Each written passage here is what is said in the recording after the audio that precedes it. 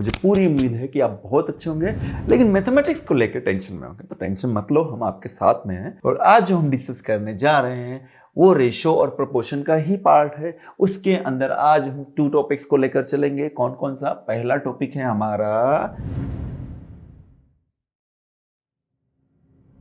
How to find equivalent ratio. Equivalent ratio कैसे find out करें।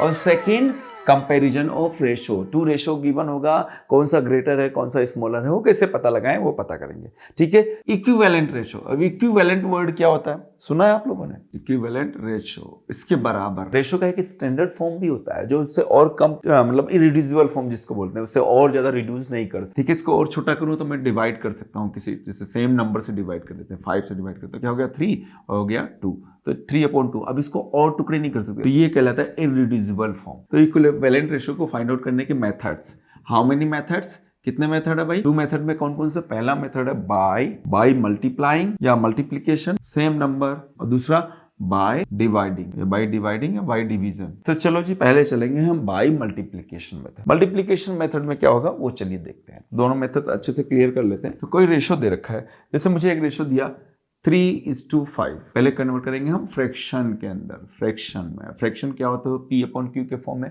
Numerator और denominator होता है। तो फर्स्ट वाली जो है, फर्स्ट इसको क्या बोलते हैं? एंटीसीडेंट, और दूसरा क्या बोलते हैं? सीक्वेंट। सेकंड टर्म को सीक्वेंट, कॉन्सिक्वेंट। याद रखें, एंटीसीडेंट कॉन्सिक्वेंट, बार बार अपन रिपीट करेंगे ना। 3/5 हो गया। अब सेकंड स्टेप पे कहता है कि सेम नंबर से मल्टीप्लाई करेंगे। सेम नंबर या सेम डिजिट से मल्टीप्लाई करना है। तो सेम नंबर से हम न्यूमरेटर और डिनोमिनेटर, न्यूमरेटर क्या होता है पता है? ये अपर पार्ट क्या कहलाता है? न्यूमरेटर, और ये नीचे वाला जो लोअर पार्ट हमेशा डिनोमिनेटर हो गया। इस फॉर्म में 2 से मल्टीप्लाई करता हूं तो क्या हो जाएगा? 3×2 = 6 और 5×2 = 10। ये हो गया आपका क्या? 6/10। इसके इक्विवेलेंट रेशो हो जाएगा।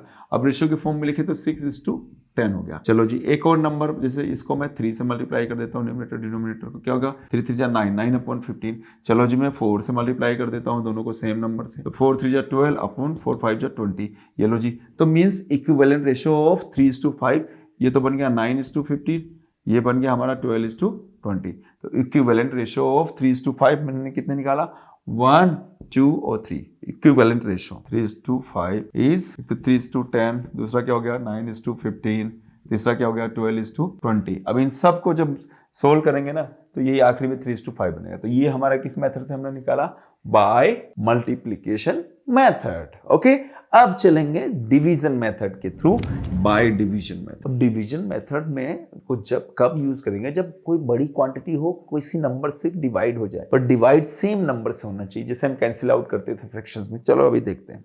जैसे एक है मेरे पास 20:20 रेशो दे रखा है, 20:25। फर्स्ट पॉइंट सेम है, हम सबको किस में कन्वर्ट करेंगे? फ्रैक्शन के अंदर। फ्रैक्शन में कन्वर्ट करो। फ्रैक्शन में फर्स्ट वाला जो इसको बोलते हैं क्या? एंटीसीडेंट, इसे हम लिखेंगे न्यूमरेटर में, अपॉन बीच में। जो सेकंड टर्म जिसको कॉन्सिक्वेंट बोलते हैं, इसको हम लिखेंगे डिनोमिनेटर में। अब हम चेक करेंगे क्या किसी सेम नंबर से दोनों डिवाइड हो रहे हैं। तो हम देखेंगे भाई ये दोनों ही 5 से डिवाइड हो रहे हैं। तो हम क्या करें? न्यूमरेटर को भी 5 से डिवाइड कर दें और डिनोमिनेटर को भी 5 से डिवाइड कर दें। तो दोनों को जब 5 से डिवाइड करोगे तो क्या आएगा? 5×1 = 5, 5×4 = 20, 4/5 आ गया। क्लियर? समझ में आया कि नहीं आया बताओ जल्दी से। एक और कोई ले लें, ऐसे लिखा मिलेगा 36। तो पहले हम इसको फ्रैक्शंस में कन्वर्ट करें, 12/36। अब कौन से ऐसे नंबर है जिससे दोनों डिवाइड हो रहे हैं? तो ध्यान से देखो, ये 12 से डिवाइड हो रहे हैं, तो दोनों को 12 से हम डिवाइड कर दें। उसके लिए 12 का टेबल लर्न होना चाहिए। ठीक है, हमारे बचपन में हमारे सर जो थे ना, डंडे मार मार के टेबल लर्न कराते थे, इसलिए आज हम मैथ्स अच्छे से पढ़ा पा रहे हैं। मल्टीप्लाई नहीं करना पड़ेगा। देखो मुझे टेबल लर्न है, तो 12×1 = 12, 12×1 = 12, 12×1 = 12, 12×3 = 36, 1/3 आ गया, तो 1:3 का रेशो हो गया। क्लियर है? तो देखिए, बाय डिवीजन मेथड भी हमने निकाल लिया। समझ में आया? तो डिवाइड करेंगे किससे? सेम नंबर से। मल्टीप्लाई करेंगे इक्विवेलेंट रेशो के लिए किससे? सेम नंबर से। दोनों ही सिचुएशन में एक चीज कॉमन है, सेम नंबर से डिवाइड करना और सेम नंबर से मल्टीप्लाई करने पर ही इक्विवेलेंट रेशो मिलेंगे। ओके, समझ में आया? तो देखो 20:25 के इक्विवेलेंट रेशो हमारा हो गया क्या? 4:5। इसी तरह 12:36 के इक्विवेलेंट रेशो हमारा आ गया 1:3। ओके, क्लियर है? समझ में आया? कहीं कोई डाउट तो नहीं है ना बच्चों? तो इस तरह के इक्विवेलेंट रेशो है। अब चलो जी, मैं अगर समझ में आ गया, दोनों मेथड से एक एक करके बताओ। मेरे पास एक है 2:5, इसका एक इक्विवेलेंट रेशो बताएंगे, और एक है मेरे पास 15:24, इसका इक्विवेलेंट रेशियो बताओ। ये मल्टीप्लिकेशन मेथड से, ये डिवीजन मेथड से होगा, इतना हिंट दे देता हूँ। चलो जी, और इन दोनों का मुझे आंसर कमेंट्स में करके बताइएगा अगर अच्छे से समझ में आया।